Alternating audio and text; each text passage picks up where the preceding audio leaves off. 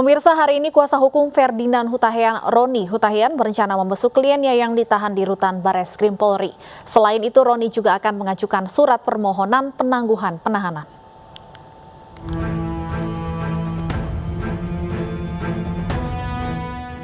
Hari ini, kuasa hukum Ferdinand Hutahian, Roni Hutahian, berencana membesuk kliennya di Rutan Bareskrim Polri.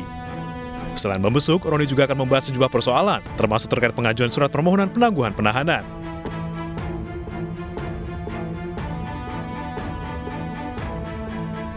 Sebelumnya, pengajuan penangguhan penahanan Ferdinand Hutahian mendapat respon dari mantan sejawatnya di Partai Demokrat Roy Suryo.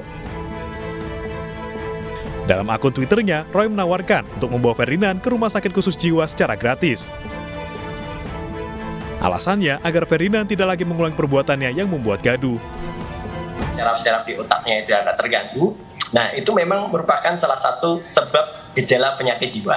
Nah, tapi nanti ada konsekuensinya. Kalau memang ternyata yang bersangkutan itu disebut sakit jiwa, nah berarti memang ya sudah, ya dia harus dirawat, gitu. Dan karena dia harus dirawat, saya menawarkan perawatan gratis di Rumah Sakit Khusus Puri Nirmala di Yogyakarta. Oke, jadi ini tawaran ini bukan yang pertama kalinya dan bukan juga main-main. Ini tawaran serius dari saya, dari lubuk hati yang paling dalam dari saya, untuk bekas sahabat saya. Kalau memang dia sakit, ya sudah dirawat.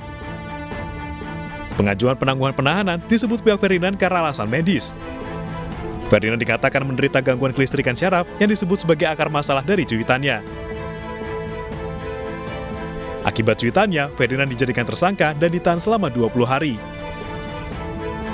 Ia dijerat Undang-Undang ITE atas kasus ujaran kebencian bermuatan suku, agama, ras dan antar golongan melalui media sosial. Tim Liputan iNews melaporkan. Ratusan warga suku Tengger siang tadi menggelar aksi untuk mendesak polisi terus melanjutkan proses hukum penendang sesajen di lokasi erupsi Semeru. Mereka menilai tindakan pelaku melukai warga suku Tengger yang masih menjunjung tinggi adat budaya Jawa.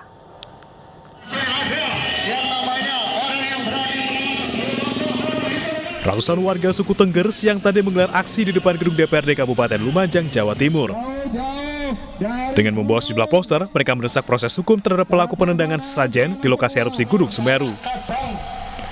Mereka menilai tindakan pelaku telah melukai hati warga Lumajang, khususnya warga Tengger yang masih menjunjung tinggi adat budaya Jawa. Dan kita akan meminta terus bahwa penyidikan sampai ke tingkat pengadilan ada di Lumajang. Kita yakin Polres Lumajang profesional, mampu. Nanti kita percayakan kepada beliau-beliau. Masa aksi pun ditemui langsung oleh Wakil Ketua DPRD Kabupaten Lumajang, Bukasan. Ia mengaku akan mengawal kasus ini hingga pelaku mendapatkan hukuman. Harusnya begitu, karena proses kejadiannya di Kabupaten Lumajang, biar artinya ada upaya bahwa itu dilakukan proses hukum secara serius oleh kepolisian yang ada di Lumajang, masyarakat tahu. Jadi artinya memang benar-benar serius dijalankan gitu ya. Peserta aksi juga menggelar doa bersama menggunakan sesajen yang menjadi ciri khas warga suku Tengger. Mereka berharap tidak ada lagi tindakan intoleran yang terjadi di Kabupaten Lumajang. Dari Lumajang, Jawa Timur, Yayan Nugroho, iNews melaporkan. Dan untuk mengetahui informasi terbaru dari penendang sesajen di Gunung Semeru, sudah bergabung bersama kami Kombes Pol Gatot Repli Handoko, Kabid Humas Polda Jawa Timur. Selamat sore, Pak Gatot. Selamat sore, Mbak Stefani. Baik, penendang sesajen ini sudah ditetapkan sebagai tersangka dan ditahan. Dari hasil pemeriksaan, apa sebenarnya motif tersangka? Jadi, Mbak, proses penanganan perkara terkait penendangan sesajen yang ada di wilayah Lumajang, kami sudah melakukan pemeriksaan terhadap 9 orang saksi ditambah 4 dari saksi ahli. Nah, semuanya sudah kami lakukan pemeriksaan. Kemudian untuk yang bersangkutan juga sudah kami tangkap dan tahan sejak Jumat kemarin. Nah, motif yang bersangkutan alasannya adalah spontanitas. Namun kami tetap menetapkan sesuai dengan pasal yang kami terapkan, yaitu pasal 45 ayat 2, yaitu pasal 28 ayat 2 Undang-Undang ITE, dan atau pasal 156 dan 156A KUHP. Demikian, Mbak. Jadi yang bersangkutan saat ini ditahan di rutan Polda Jatim. Baik, sejauh ini apakah ada permohonan penangguhan penahanan dari pihak keluarga? Tidak ada, Mbak. Sampai saat ini tidak ada permohonan surat penangguhan Baik. Kepada kami, Mbak. Baik, apakah yang bersangkutan ini sendiri, Pak, yang menyebarkan video yang sempat viral di media sosial ini?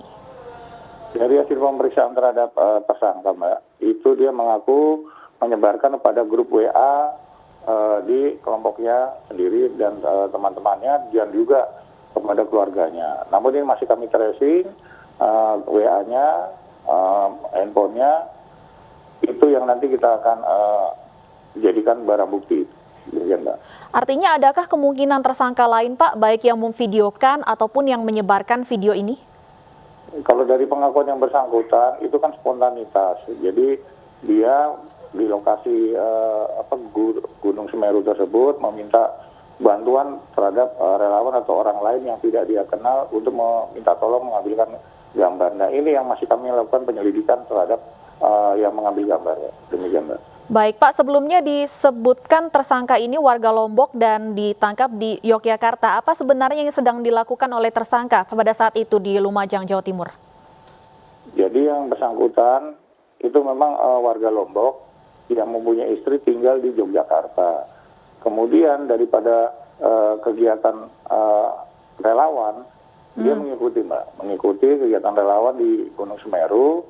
2 hari yang bersangkutan ada di Gunung Semeru tersebut, langsung membuat konten video tersebut. Baik. Jadi alasannya tetap spontanitas itu, Mbak. Baik, kami akan tunggu proses hukum lebih lanjut terhadap tersangka. Terima kasih Kombes Pol Gatot Repli Handoko, Kabid Humas Polda Jawa Timur. Pemirsa, kasus yang menyinggung masalah agama kembali muncul. Kali ini pria bernama Gus Arya berkoar di media sosial menantang kemunculan Tuhan. Hal itu membuat gelombang kecaman muncul. Media sosial dihebohkan dengan beredarnya video pria yang mengaku sebagai Gus Arya menantang Tuhan.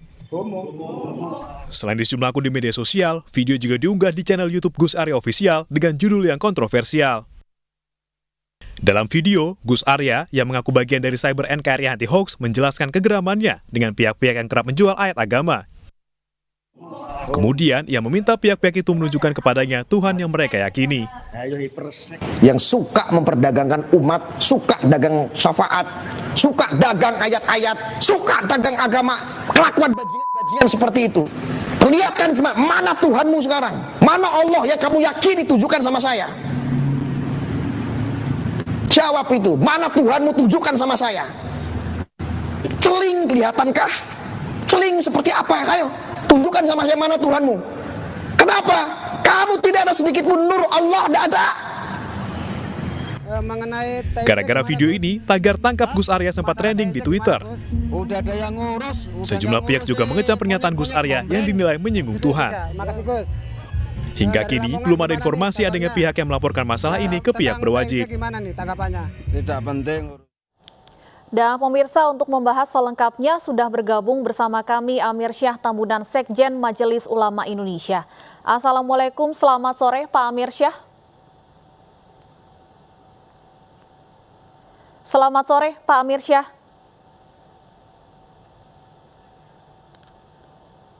Assalamualaikum, selamat sore Pak Amir Syah Tambunan.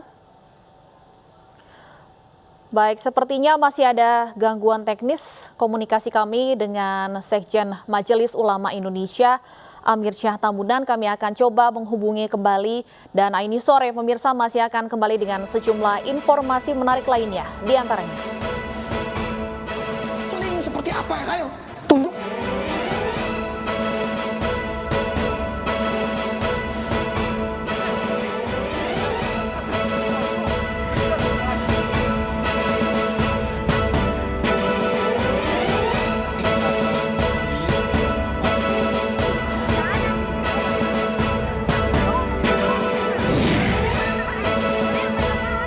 Sulawesi Selatan.